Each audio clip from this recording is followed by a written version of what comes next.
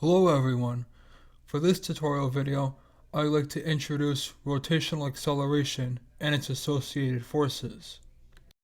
As we should already know by now, rotational motion exists with reference to a center point because it is motion along a circle. This means that the accelerations and forces involved in rotational motion must also follow a circular path. And we also already know that an acceleration cannot exist without a force. So we can use the same exact logic for rotational motion as well. A force that causes an object to rotate faster or slower is called a torque, which may seem like an incredibly strange and arbitrary choice, but actually has a logical etymology. It comes directly from Latin, where torquere means to twist. And a twisting force is a vivid way to describe a force that causes an object to rotate. Just like with all the other quantities we have studied with rotational motion. Torques are more complicated mathematically than linear forces. So for example, with a linear force, you could push or pull any which way and the object would move. But instead, with a torque, if you attempt to push directly toward the center of rotation,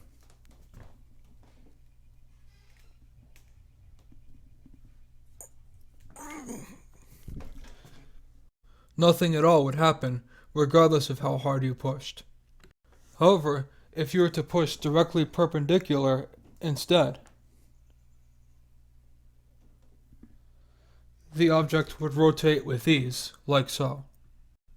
The other factor to take into account, besides the direction and strength of the force, is the point where the force is applied relative to the center of rotation. For example, if you push with the exact same strength force,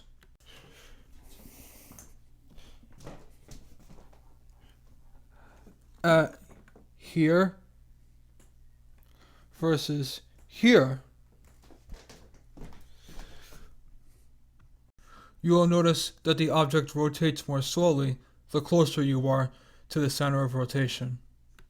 This implies that a longer object will provide more torque, which you may have experience with if you ever worked with wrenches. Putting all of this together, torque, written tau, equals radius of rotation times strength of force, times sine of angle between the radius and the force applied. Because if the force is perpendicular to the radius of rotation, the sine of the angle would be 1. And if the force were directly into or parallel to the center of rotation, the sine of angle would be 0, and so the torque would be 0 as well. Any object that is normally a linear force can also turn into a torque under the right circumstances. For example, if I were to let this phone go, it would rotate toward the ground, because while I was holding it at a slight angle, the force of gravity, normally pushing straight down, continues to push straight down. So any object that is at an angle will rotate as a result. A change in an object's rate of rotation is technically called angular acceleration, and is symbolized with the Greek letter alpha. Just like we know that force equals mass times acceleration for motion in general, this is exactly as true for rotational motion, although it would be expressed as torque equals moment of inertia, written I, times angular acceleration. Although we will not go into detail about what exactly a moment of inertia is until the next tutorial video. Just like we found a formula for torque that related it to a linear velocity that was perpendicular to the rotation, we can prove or derive an exact relationship between linear and rotational acceleration as well. Since we should remember that linear velocity equals radius of rotation times rate of rotation, and that, by its very definition, angular acceleration equals a change in the rate of rotation, over a certain time interval. We can also find that tangential acceleration along the arc length is change in tangential velocity over change in time. And that because tangential velocity equals radius of rotation times rate of rotation. We first do a quick substitution, so tangential acceleration now equals change of radius times rate of rotation all over change in time.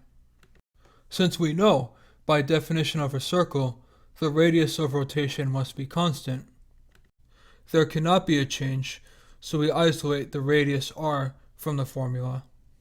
This means that tangential acceleration equals radius of rotation times change of rate of rotation over change in time. And we also pay attention to the fact that angular acceleration equals the change in the rate of rotation over the change in time.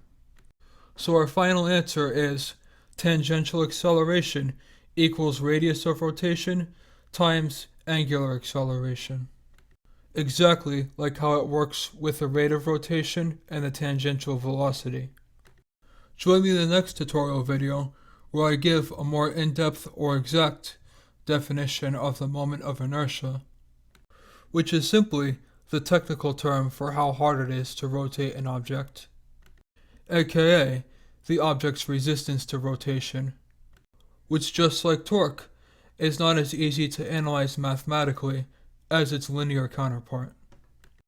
Don't forget to subscribe if you found this video informative, and make sure to see other tutorial videos, and follow me on either Facebook or Twitter for more content.